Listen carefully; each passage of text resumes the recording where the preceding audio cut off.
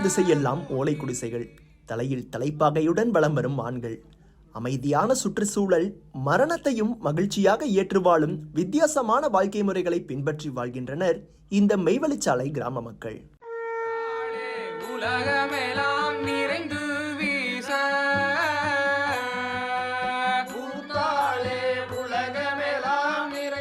இந்தியாவிலேயே இப்படி ஒரு கிராமத்தை பார்க்க முடியாது. இங்கு ஒருவர் கோடீஸ்வரராகவே இருந்தாலும் அவரும் குடிசையில் தான் வாழ வேண்டும்.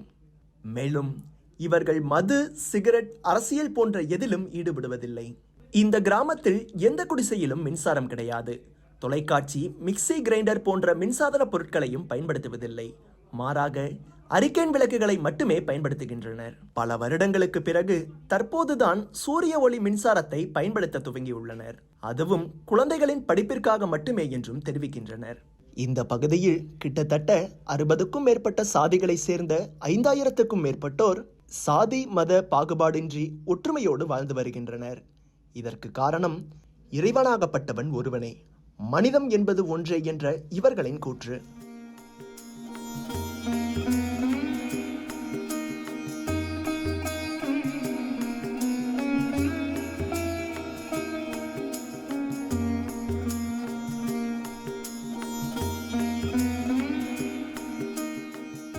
இந்த பகுதியில் வசித்து வரும் ஆண்கள் தலையில் தலைப்பாகையும், பெண்கள் முக்காடும் அணிந்துள்ளனர்.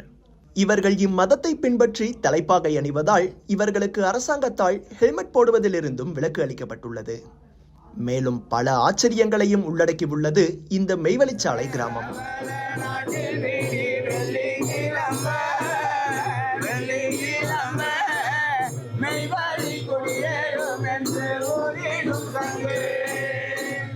ஆயிரத்து 1940ஆம் ஆண்டில் மதுரையை சேர்ந்த காதர் பாஷா என்ற இஸ்லாமியரால் தோற்றுவிக்கப்பட்டதுதான் இந்த மரளி கைதீண்ட சாலை ஆண்டவர் மெய்மதம்.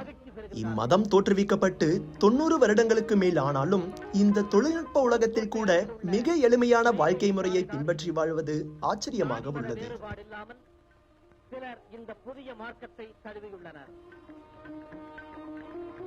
அவர் இந்த ஜாதி மத வேற்றுமை எதுவுமே கிடையாதுன்னு வாயில் சொல்கிறோம்.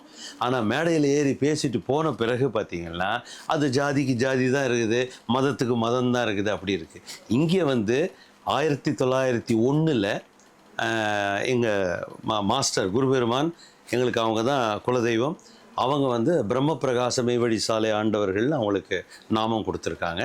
அவங்க இந்த மெய்வழி சபையை ஆரம்பித்து இதில் எல்லா மக்களும், அதாவது மனிதனாக உள்ளவன், அவன் எந்த ஜாதியாக இருக்கலாம், எந்த குலமாக ஒன்றா இருக்கலாம், எந்த ஒரு மதமாக இருக்கலாம், எந்த வேதத்தையும் ஃபாலோ பண்ணவங்களாக இருக்கலாம், யார் ஒன்றா இருக்கலாம், மனிதனாக இருக்கிறவங்க எல்லாருமே இதில் எலிஜிபிள், இதை ஃபாலோ பண்ணுறதுக்கு எலிஜிபிள். இங்கு ஒருவர் இறந்துவிட்டால் யாரும் ஒப்பாரி வைத்து அழுவதும் கிடையாது. மேலும் இங்கு இறந்தவர்களின் உடல் விரைக்காதாம், நாட்கள் ஆனாலும் நாற்றம் எடுக்காதாம். அருட்ஜோதி தெய்வம் என்னை ஆண்டு கொண்ட தெய்வம், அருட்ஜோதி தெய்வம் என்னை ஆண்டு கொண்ட தெய்வம், அம்பலத்தே ஆடுகின்ற ஆனந்த தெய்வம், அம்பலத்தே ஆடுகின்ற. இதுல எந்த மதத்திலையும் வேற்றுமை கிடையாது. ஒன்றே குலம் ஒருவனே தேவன். எனக்கு புளிக்கிறது உங்களுக்கு கசக்காது, எனக்கு கசக்கிறது உங்களுக்கு இனிக்காது. அந்த அறுசுவைன்னா உங்களுக்கு என்னவோ அதே தான் எனக்கும். நீங்கள் பை பர்த் கிறிஸ்டியனாக இருக்கலாம், நான் பை பர்த் பிராமணனாக இருக்கலாம். ஆனால் 2 பேருக்கும் உள்ள அந்த இறைவனால் படைக்கப்பட்டது எல்லாமே ஒன்றா தான் இருக்குது. ஆக இந்த அடிப்படையில் தான் எங்கள் ஆண்டவங்க இந்த மதத்தையும், மரளிகை திண்டா சாலை ஆண்டவர்கள் மெய்மதம் அப்படின்ற மதத்தையும், மெய்வழி சபை என்ற ஒரு ரிலிஜியஸ் சொசைட்டியையும், மெய்வழி சாலை என்ற ஒரு மெய்யறிந்த மக்கள் வாழுகின்ற ஒரு ஒழுக்கத்தோட, ஒரு நீதியோட, ஒரு நேர்மையோடு வாழக்கூடிய ஒரு ஊரையும் உண்டாக்கி கொடுத்துருக்காங்க. அது அவங்களுடைய சொந்த செலவிலேயே எல்லாத்தையும் எங்களுக்கு ஏற்பாடு பண்ணி கொடுத்து, எங்களுக்கு வேலை இல்லைன்னா ஃபாலோ பண்ண வேண்டியது. ஃபாலோ பண்ணுறதுன்னா எல்லாரையும் கூப்பிட்டு நீங்கள் வாங்கன்னு கம்பல் பண்ணுறதில்ல. எனக்கு இஷ்டப்பட்டால் நான் வரலாம், இல்லைன்னா இல்லை. இப்போ என்னோடய குடும்பத்தில் எனக்கு பொண்ணு இருக்குது, பையன் இருக்கான், பேரன் இருக்கான், பேத்தி இருக்கான்னா அவங்களுக்கெல்லாம் இதில் இன்ட்ரெஸ்ட் இல்லைன்னா நான் கம்பல் பண்ண மாட்டேன். இன்ட்ரெஸ்ட்டோடு இது எனக்கு வேணும்னு வந்தால் யார் வேணா வரலாம். ஸோ அப்படி தான் எடுத்து வச்சுருக்காங்க. இதில் எல்லா மக்களும் இருக்காங்க. இதில் படித்தவங்க இருக்காங்க, படிக்காதவங்க இருக்காங்க, விவசாயம் பண்ணுறவங்க இருக்காங்க, வியாபாரம் பண்ணுறவங்க இருக்காங்க, வக்கீல்கள் இருக்காங்க, ஜட்ஜஸ் இருக்காங்க, டாக்டர்ஸ் இருக்காங்க, நீதிபதிகள் இருக்காங்க, எத்தனையோ பேர் இருக்காங்க. எல்லாமே அவங்கவுங்க ப்ரொஃபஷன், அவங்கவுங்களோட ப்ரொஃபஷன் பண்ணுவோம். அதுக்கும் இதுக்கும் சம்மந்தம் கிடையாது. ஆச்சா, நீ எந்த ப்ரொஃபஷன் பண்ணாலும் நேர்மையாக பண்ணு, அவ்வளோதான். இந்த ஆன்மீக இடத்திற்குள் யாரும் காலணிகள் அணிவதில்லை. மேலும் இங்கு யாருக்கும் கழிப்பறைகளும் கிடையாது.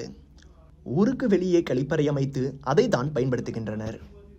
உலகமே செல்வத்தையும் வசதியையும் நோக்கி ஓடிக்கொண்டிருக்கும் போது ஆன்மீகம், எளிமை, மனித குல ஒற்றுமை என இந்த நவீன உலகிற்கு மாறாக வாழ்ந்து கொண்டிருக்கிறது புதுக்கோட்டை மாவட்டத்தில் அமைந்துள்ள மெய்வழிச்சாலை கிராமம். தெய்வம் என்னை ஆண்டு கொண்ட தெய்வம்